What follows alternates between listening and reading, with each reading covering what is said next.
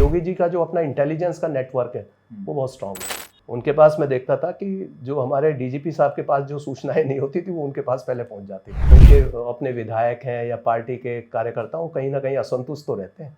अगर कहीं आप वोटिंग कराएंगे तो शायद वो नहीं चाहेंगे कि माननीय मुख्यमंत्री के रूप में वो रहें।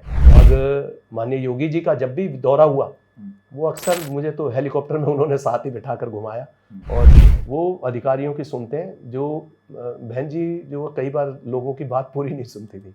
सर, मुख्यमंत्री योगी आदित्यनाथ ने भी आपको बहुत चांस दिया, योगी जी की कार्यशैली को कैसे देखते हैं? माननीय योगी जी ने मुझे लगातार फील्ड में रखा और मैं पहले पीटीसी में था, तो उसके बाद उन्होंने मौका दिया जैसी सरकार आई तो श्री सुलखान सिंह जी माननीय डीजीपी थे और उन्होंने मेरा नाम रिकमेंड किया था, तो मुझे आईजी रेंज लगाया और मैं विंध्याचल में लगा, मिर्ज़ापुर।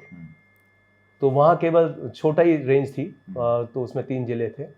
तो इसमें जो भी उनको पसंद आया होगा, लेकिन इसी बीच डीजीपी कुछ समय बाद बन गए श्री ओपी सिंह जी। अब वो जब डीजीपी बने तो मेरा पुराना उनसे काफ़ी ताल्लुक था कि मैं उनका एएसपी रह चुका था। वो डीजीपी जब बने तो उन्होंने वो एक सरप्राइज़ दिया मुझे कि जैसी मेरी प्रमोशन हुई तो पहली पोस्टिंग मेरी आई एडीजी जोन बरेली। तो लोग तो बिल्कुल एकदम दंग रह गए। काफ़ी लोगों में हमारे जो साथी थे बाकी सब, उनको लगा कि अरे एडीजी जोन सीधे पहले उसमें, क्योंकि हमसे सीनियर भी बहुत सारे एडीजी थे, लेकिन मौका वो भी एक इम्पॉर्टेंट रेंज जो बरेली जोन था पूरा, उसका मुझे चार्ज मिला। और लोगों में ये बड़ी गलतफहमी रहती थी कि अधिकारियों को जोड़ देते हैं सर पार्टी के साथ, जबकि निष्ठा हमारी होती थी सरकार के प्रति। जिसकी भी सरकार है उसके साथ काम करते थे और पूरे मन से काम करते थे, जान लगाकर काम करते थे। तो लोगों को ये लगता था कि बहन जी के आदमी इस तरह से बदनाम करते थे कि अब ये नहीं देखते थे कि इससे पहले माननीय कल्याण सिंह जी से भी उसी तरह के संबंध थे हमारे। उन्होंने बहुत इंपॉर्टेंट जिलों में मुझे रखा। माननीय राजनाथ सिंह जी से भी इसी तरह के संबंध थे। तो जो भी सरकार थी, अब आप जानते हो ब्यूरोक्रेट का काम है कि जो सरकार है उसके प्रति निष्ठापूर्वक कार्य करें, जो भी अच्छा काम कराना।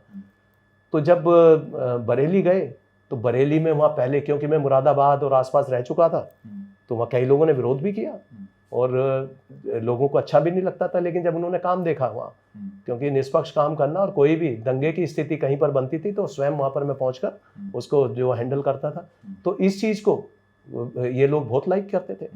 और माननीय योगी जी का जब भी दौरा हुआ वो अक्सर मुझे तो हेलीकॉप्टर में उन्होंने साथ ही बिठाकर घुमाया और पूरी जो सिचुएशन उसके बारे में जानकारी लेते थे, तो हमारी बात को वेटेज देते थे और जो भी हम फीडबैक देते थे उस पर कार्रवाई करते थे।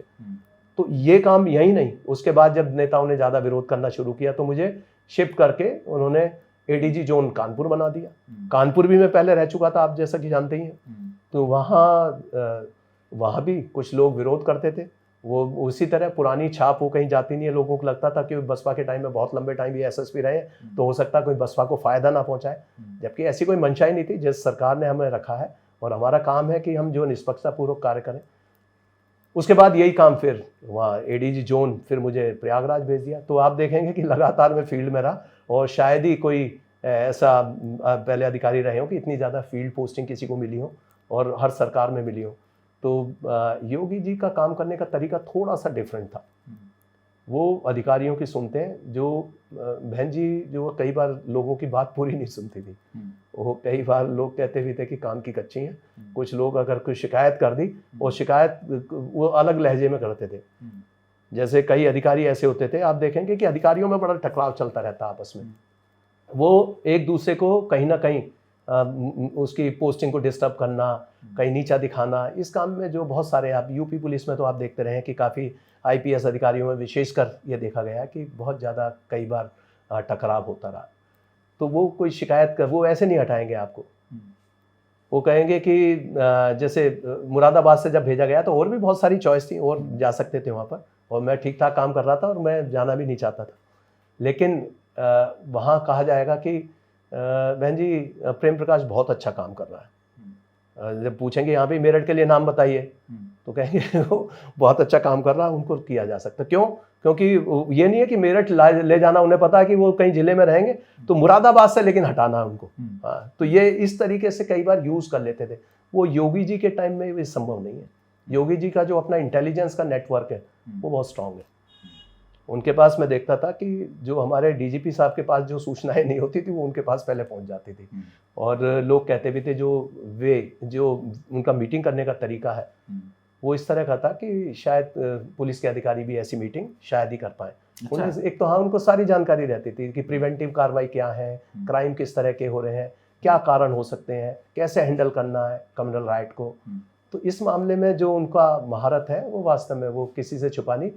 फील्ड में उनके जो दौरे होते हैं ना वो बहुत ज़्यादा इंटेंसिव होते हैं। शायद ही कोई ऐसा मुख्यमंत्री होगा जितने कई बार जिले, हमने देखा कि हमारे जोन में जितने भी 8-10 जिले होते थे हर जगह, और हमारे टाइम में रहते हुए उन्होंने कम से कम 3-3, 4-4 बार दौरे तो कर ही लिए थे हर जिले के। तो ये कमी मुख्यमंत्री में होती है। तो हर मुख्यमंत्री की अलग विशेषता है। लेकिन कुल मिलाकर कहूँगा कि जिस दिशा में हम बढ़ रहे हैं निश्चित रूप से स्थितियाँ और बेहतर होती जाती हैं और माफियाओं पर, बदमाशों पर ये शिकंजा कसता जाता है।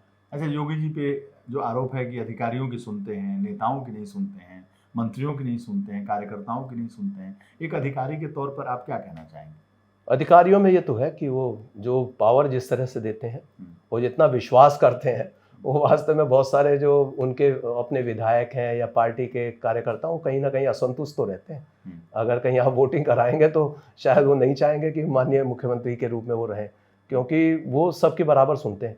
और अन्य सरकारों में रहता है कि वो पॉलिटिकल लोगों को ज़्यादा सुनते हैं, अधिकारियों को कम सुनते हैं। लेकिन अधिकारियों पर जिस तरह का विश्वास उन्होंने व्यक्त किया और पुलिस ने इस तरह के रिजल्ट भी दिए।